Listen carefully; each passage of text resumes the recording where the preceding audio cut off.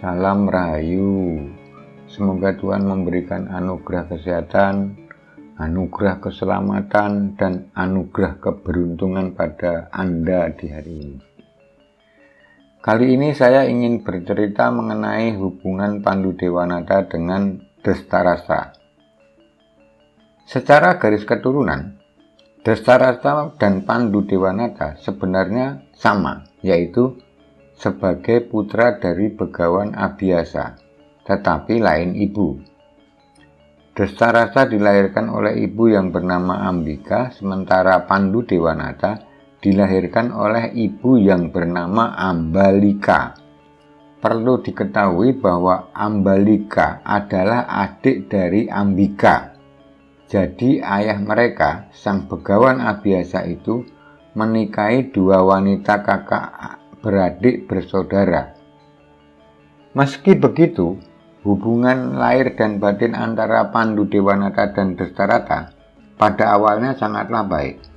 Mereka tidak pernah mempermasalahkan hubungan persaudaraan mereka. Mereka justru guyup, rukun, saling menolong, dan berbagi dalam berbagai hal dan kesempatan. Pandu dan Drestarastra tinggal di Kerajaan Hastinapura dan merupakan garis keturunan penerus kerajaan. Namun, berdasarkan hasil keputusan Dewan Kerajaan, Pandu Dewanata lah yang dicunduk sebagai penerus kerajaan. Tetapi karena Pandu Dewanata masih muda, para Dewan Kerajaan sepakat memutuskan mengangkat Drestarastra yang lebih tua sebagai raja sementara hingga tiba waktu Pandu menjadi dewasa. Kenapa hanya sementara dan kenapa Pandu yang lebih muda dipilih sebagai penerus kerajaan? Ini dikarenakan para Dewan Kerajaan berpikir mereka tidak setuju kalau Kerajaan Hastinapura dipimpin oleh Drestarastra yang buta, sementara Pandu mempunyai prestasi yang baik dibandingkan Drestarastra. Hubungan persaudaraan mereka mulai menampakkan keregangan manakala Drestarastra mengangkat Duryudana anaknya menjadi raja tanpa melalui musyawarah keluarga besar, terutama tidak membicarakan sebelumnya dengan Pandu Dewanata. Padahal Pandu Dewanata sudah beranjak dewasa. Dengan demikian Pandu merasa ditusuk dari belakang karena berdasarkan keputusan Dewan sebelumnya seharusnya Pandulah yang menjadi Raja Hastinapura.